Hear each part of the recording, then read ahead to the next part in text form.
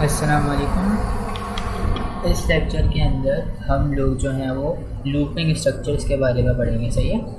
अब ये looping structures क्या होते हैं कि अगर हम लोगों को कोई भी स्टेप, कोई भी कमांड, कोई भी हम लोगों को जो है वो फार्मूला, कोई भी काम अगर हम लोगों को बहुत सारी मरतबा करवाना हो प्रोग्रामिंग के अंदर, तो वो इन लूप्स के ज़रिए किया जाता है। इस वीडियो के अंदर हम लोग पढ़ेंगे फॉर लूप के बारे में। तो अब हम लोग लूप्स को इस्तेमाल इसलिए करते हैं ताकि हम लोगों को बार बार वो प्रोग्राम, वो कमेंट, वो फंक्शन कॉल ना करना पड़े। हम लोग एक ही बार उसको लिखें और हमें जितनी मरतबा उस काम को करवाना है हम उस काम को कर सकें आराम से। ठीक है। तो इसलिए बेसिकली जो है वो हमारे पास ये लूपिंग स्ट्रक्चर्स यूज़ होते हैं। तो सबसे पहले बात कर लेते हैं फॉर की। तो ये फॉर का सबसे बेसिक प्रोग्राम है जिसके अंदर हम लोग देख सकते हैं कि इसके अंदर तीन पार्ट्स होते हैं। ठीक है। ये हमारे पास फॉर है, ये लूप है। इसके बाद इन ब्रैकेट्स के बीच में हमारे पास होती है कंडीशन कि भाई ये किस कंडीशन के ऊपर हमारे पास फॉर लूप चलेगा। सबसे पहले हम लोगों ने इनिशियल कंडीशन दे दी कि भाई शुरू यहाँ से होना है। कहाँ से? नम इज़ इक्वल्स टू 0। और इसके बाद क्या होता है? फाइनल कंडीशन कि भाई ये कहाँ तक चलेगा, कब हम लोगों को लूप टर्मिनेट करना है, कब हम लोगों को बार बार जो एक ही चीज़ को हम लोग करवा रहे हैं उसको ख़त्म करना है। तो ये हमारे पास होती है फाइनल कंडीशन। और ये हमारे पास होती है जो हम लोग को मतलब कितने गैप से इस सब को परफॉर्म करवाना है, कि हम लोगों को एक एक के गैप से काम करवाना है, दो के गैप से, तीन के गैप से। ठीक है। और जो इसके बीच में यहाँ पर हैं तो ये बिल्कुल ऐसे ही आएंगे सेमीकोलन। ठीक है। तो यहाँ पे जैसे मैंने लिखा हुआ है integer num is equals to 0, तो मैंने इसको यहीं पे डिफ़ाइन कर दिया। मैं चाहूँ तो मैं ऐसा भी कर सकता हूँ, इंटीजर नम लिखूँ यहाँ पे, और यहाँ पे मैं सिर्फ इतना लिखूँ नम इज़ इक्वल्स टू 0। ठीक है। अच्छा, इसका मेथड हमेशा यही रहेगा। सबसे पहले इनिशियल कंडीशन, उसके बाद फाइनल कंडीशन, उसके बाद कितनी आइट्रेशन से हम लोगों को इसको परफॉर्म करवाना है, कितने गैप से, कितना गैप होना चाहिए। ठीक है।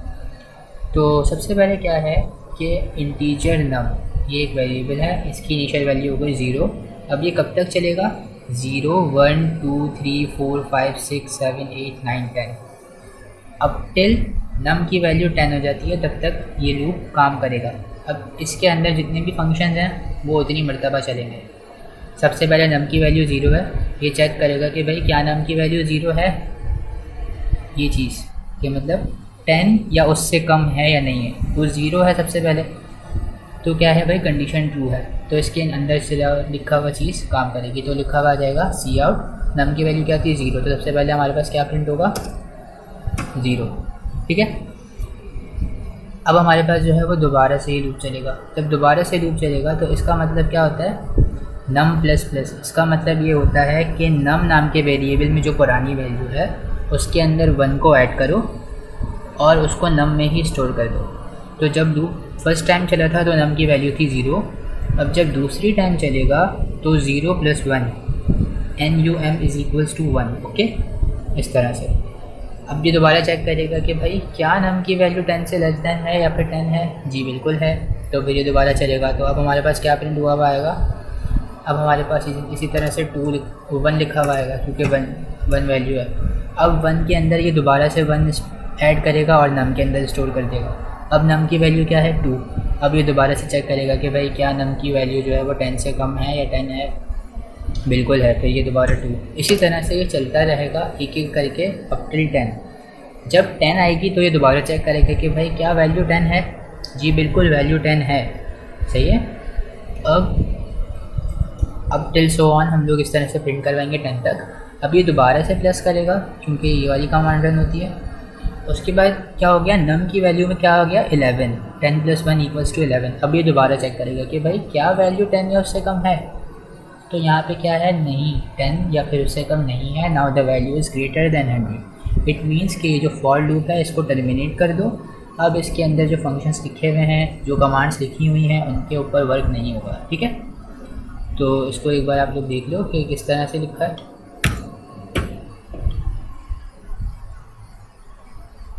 ये देखो 0, 1, 2, 3, 4 अप टिल 10। अब मैं इसको अगर लिखना चाहूँ तो मैं ऐसे लिख सकता हूँ सी आउट 1, फिर नेक्स्ट लाइन, फिर सी आउट 2, फिर 3, फिर 4। तो 10 बार एक ही चीज़ को लिखने से बेहतर है कि मैंने इस तरह से फॉर लूप के अंदर उसको लिख दिया, ठीक है। अब बात करते हैं इसी के दूसरे प्रोग्राम की। यह है कि भाई आपने फॉर लूप के ज़रिए फैक्टोरियल कैलकुलेट करना है, ठीक है। तो ये भी एक तरीके से एल्गोरिथम है, आपको पता है भाई कैसे होता है। अगर मैं आपको बोलूँ कि भाई 5 का फैक्टोरियल बताओ तो वो कैसे बताओगे, 5 × 4 × 3 × 2 × 1 is equal to 120। 120 is the factorial of 5, ठीक है। अब क्या है कि हम लोगों ने यूज़र से कोई भी नंबर इनपुट लेना है और उसका फैक्टोरियल कैलकुलेट करके बताना है। तो हम लोगों ने यूज़र से नंबर जो लिया उसको हम लोगों ने ए में स्टोर कर दिया, यहाँ पे Cin ले लिया, ठीक है। इसके बाद क्या है, और हम लोगों ने एक और वेरिएबल डिक्लेयर किया है फैक्ट इज इक्वल्स टू 1। अब ये किस लिए है, ये जाहिर सी बात है प्रोग्राम का एक एल्गोरिथम होता है कि भाई इस तरह से प्रोग्राम ने रन होना है, तो ये उसके लिए हम लोगों ने लिया। For integer i is equals to 1, i is less than is equals to a i plus plus. क्या हो गया भाई, i की पहली वैल्यू इनिशियल जो है वो 1 है। ये कहाँ तक चलेगा, यूज़र ने जो नंबर दिया है, फॉर एग्ज़ाम्पल यूज़र ने 7 डाला है तो यह 1 से 7 तक चलेगा i की वैल्यू के लिए। यूज़र ने 8 डाला है तो 8 तक, 6 डाला है तो 6 तक, इस तरह से। कितने के गैप से, i प्लस प्लस 1 के गैप से। इसका मतलब होता है i plus 1 is equals to i और i is equals to i plus 1। अब यहाँ पे क्या है, fact multiply is equals to i। इसका दूसरा मतलब ये होता है fact is equals to fact into i। या तो मैं ये लिख सकता हूँ या तो मैं ये लिख सकता हूँ, दोनों का मतलब एक ही होता है, ठीक। अब क्या होगा जनाब, फॉर सपोज यूज़र ने क्या इनपुट करा, 5, ठीक है। तो i की इनिशियल वैल्यू क्या है, 1 है। फैक्ट की इनिशियल वैल्यू क्या है, 1 है। ये चेक करेगा कि भाई क्या 1 5 से छोटा है या नहीं है, तो 1 5 से छोटा है, इसलिए ये लूप के अंदर लिखी हुई कमांड रन हो जाएगी। नाउ फैक्ट के अंदर क्या था, पहले से 1 था, 1 × 1 इज इक्वल्स टू 1। फैक्ट की वैल्यू क्या रहेगी, 1 रहेगी। अब ये लूप दोबारा चलेगा। अब i की वैल्यू 2 हो जाएगी, जब भी कंडीशन ट्रू है तो 1 × 2, फैक्ट की वैल्यू अब क्या हो गई, 2 हो गई, ठीक है। और दोबारा से लूप चलेगा, i की वैल्यू 3 हो जाएगी, फैक्ट की वैल्यू 2 थी, i की वैल्यू 3 हो जाएगी। अब ये क्या हो जाएगा, 2 × 3 which equals to 6। Now fact is equals to 6। अब लूप दोबारा चलेगा, i की वैल्यू 4 हो जाएगी, 6 × 4, इस तरह से फिर पूरा ये सिलसिला चलता है। अब आप इसका आउटपुट देख सकते हो, मैंने 5 लिखा, मेरे पास 5 का फैक्टोरियल आ गया, ठीक है। और जब मैंने ये लूप टर्मिनेट हो जाएगा तो मतलब क्या हो जाएगा कि फैक्ट के अंदर उस नंबर का फैक्टोरियल आ चुका है जो यूज़र को चाहिए। तो हम लोगों ने सिंपल कर दिया, factorial of this is equals to जो हमारा रिजल्ट है। अब बात करते हैं तीसरे प्रोग्राम की। अच्छा, तीसरे प्रोग्राम के अंदर क्या है, जैसे हम लोगों ने अभी पिछला प्रोग्राम पढ़ा था फैक्टोरियल कैलकुलेशन का, ये बिल्कुल वही है। यहाँ से यहाँ तक सेम प्रोग्राम है, बिल्कुल कोई चेंज नहीं है। अब चेंज कहाँ है, आगे इसके अंदर हम लोगों ने क्या प्रिंट करवाया था, simple factorial of this is equals to this. लेकिन इधर क्या है, इधर अगर हम रन करके दिखाएं तो इधर क्या है, 5 लिखा अगर तो देखो 5 × 4 × 3 × 2 × 1 इज इक्वल्स टू 120, पूरा प्रॉपर लिखा हुआ आ रहा है। तो ये किसकी मदद से हुआ, ये फॉर लूप की मदद से हुआ, ठीक है। इधर क्या है, for integer i is equals to a। User ने यहाँ पे क्या लिखा, 5 लिखा, a की वैल्यू क्या होगा, 5, तो i इज इक्वल्स टू 5। कहाँ तक चलेगा, i की वैल्यू जब जब 1 से बड़ी होगी या 1 होगी तब तक चलेगा। यहाँ पे लिखा हुआ है i माइनस माइनस, इधर हम लोगों ने पढ़ा था i प्लस प्लस, इधर है i माइनस माइनस। इसका मतलब है कि भाई i की जो भी वैल्यू है उसमें से 1 को सब्ट्रैक्ट करो और वापस i में स्टोर कर दो। इनिशियली वैल्यू क्या है, 5, वो चेक करेगा, हाँ भाई कंडीशन ट्रू है तो वो प्रिंट कर देगा 5, तो हमारे पास ये 5 लिखा हुआ आएगा। उसके बाद मैंने मल्टीप्लाई का साइन x इस तरह से करा हुआ है तो ये x आ गया। अब 1 माइनस कर देगा तो i की न्यू वैल्यू क्या हो जाएगी, 4। फिर दोबारा चेक करेगा कि भाई 4 जो है वो 1 से बड़ा है या नहीं है, तो 4 1 से बड़ा है। Now it will again print 4 and it will again print x। Now it will reduce its value to 3। अब वो दोबारा चेक करेगा कि भाई ये 3 जो है वो 1 से बड़ा है या 1 के बराबर है, तो जी बिल्कुल।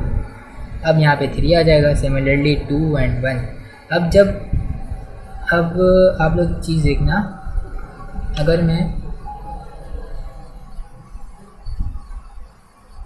यहाँ पर जो है वो बैक्स, ये जो मैंने लिखा हुआ था वो मैं अगर हटा दूँ और फिर मैं इसको रन करूँ तो क्या आ रहा है, इधर एक एडिशनल एक्स आ रहा है, मल्टीप्लिकेशन साइन, इसको मुझे रिमूव करना है। उसके लिए क्या है, मैंने आपको फर्स्ट या सेकंड लेक्चर में आई थिंक वो बताया था, एस्केप सीक्वेंसेस, तो उसमें से एक होता है बैकस्पेस बी। ये क्या करता है, जो पिछला कैरेक्टर है उसको रिमूव कर देता है। जब हम लोग इसको, जब ये आखिरी बार चलेगा तो क्या होगा, 1 के बाद एक और एक्स लिखा हुआ आएगा, आपने जिस तरह से अभी देखा। तो इस एडिशनल क्रॉस के साइन को हटाने के लिए हम लोगों ने यहाँ पे \b यूज़ किया है। अब इसको अगर हम लोग रन करें तो आप लोग देख सकते हैं यहाँ पे एडिशनल मल्टीप्लिकेशन का साइन नहीं आ रहा, ठीक है। तो इस तरह से डिफरेंट जो प्रोग्राम्स होते हैं उनके एल्गोरिथम्स बेस करते हैं डिफरेंट टाइप्स ऑफ लूप्स के ऊपर, ठीक है। अच्छा, फॉर लूप अक्सर हम लोग तब यूज़ करते हैं जब हम लोगों को पता होता है कि भाई हाँ इतनी नंबर ऑफ आइट्रेशंस हम लोगों ने परफॉर्म करनी है, या तो यूज़र दे देगा इस तरह से। अभी हम लोग आगे दूसरे लूप के बारे में भी पढ़ेंगे, तब ज़्यादा बेहतर तौर पर समझ में आएगा कि किस लूप का कब काम होता है। अच्छा, अब ये एक और तरीका है लूपिंग का, फॉर लूप का। इसके अंदर क्या होता है, इसके अंदर ये होता है कि ये नेस्टेड फॉर लूप है। मतलब ये एक फॉर लूप है, इसके ब्रैकेट कौन से हैं, ये वाले, ये जो ब्लू मार्कर से शो हो रहे हैं, इसके अंदर एक और फॉर लूप, ठीक है। तो इसको ज़रा गौर से देखना।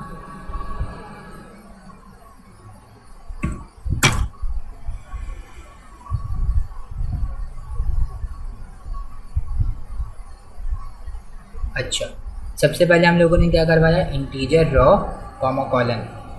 अब हमारी मर्ज़ी, हम कोई भी वेरिएबल का नाम लिख सकते हैं। इसके अलावा मैंने एक और कैरेक्टर यूज़ किया है, उसका नाम है सी। अच्छा, मैं यूज़र से इनपुट ले रहा हूँ, मुझे जो भी कैरेक्टर का डिस्प्ले चाहिए उसको मैंने इस तरह से इनपुट ले लिया यूज़र से कि भाई डिस्प्ले के लिए आपको जो भी कैरेक्टर चाहिए आप उस कैरेक्टर को इनपुट करो। अच्छा, तो सबसे पहले क्या है, for row is equals to 1 colon row less than equals to 10। मतलब ये लूप कहाँ से कहाँ तक चलेगा, 1 से 10 तक चलेगा। For value of row equals to 1 till value of row equals to 10। मतलब 10 बार ये हम इसके अंदर लिखी हुई चीज़ें रन होंगी। कितने के गैप से, 1 के गैप से। सिमिलरली इसके लिए भी, ठीक है। तो किसी भी फॉर लूप की इनिशियल और फाइनल कंडीशन पढ़ के हमें समझ में आ जाता है कि वो कितनी मरतबा उसके अंदर लिखी हुई कमांड रन होगी। अच्छा, अब नेस्टेड फॉर लूप को आप इस तरह से समझो कि ये जो आउटर फॉर लूप है ये एक बार चलेगा और इनर फॉर लूप पूरा एग्जीक्यूट होगा 10 बार। अगर यहाँ पे 15 लिखता है तो फिर 15 बार एग्जीक्यूट होता है। यहाँ पे 10 है तो it will be executed for 10 times, ठीक है। तो सबसे पहले जब ये चेक करेगा कि भाई for row is equals to 1 row less than equal to 10 row plus plus, तो क्या रॉ की वैल्यू जो है वो 10 से लेस है, बिल्कुल 1 विच इज़ लेस दैन 10, तो यहाँ पे आ जाएगा। फिर इसको दोबारा से एक और फॉर लूप दिखेगा। अब वो इस फॉर लूप को चेक करेगा कि भाई कॉलम की वैल्यू 10 से कम है या नहीं है, 10 से बिल्कुल कम है, तो वो सी आउट कर देगा जो कैरेक्टर था। तो सबसे पहले हमारे पास सिर्फ ये वाला एक ऐसे बना हुआ आएगा, ठीक है। फिर ये वाला लूप दोबारा चलेगा, फिर हमारे पास ये दूसरा बना हुआ आएगा, फिर दोबारा चलेगा तो तीसरा, चौथा, 5वां, छठा, 7वां, 8वां, 9वां एंड फाइनली 10वां। जब ये 10वां चलेगा तो ये वाला जो फॉर लूप है ये ब्रेक हो जाएगा, ठीक है। उसके बाद ये नीचे आएगा तो इसको मिलेगा सी आउट एंड एल। ये वही चीज़ है जो हम लोग यहाँ पे पढ़ चुके हैं, \n।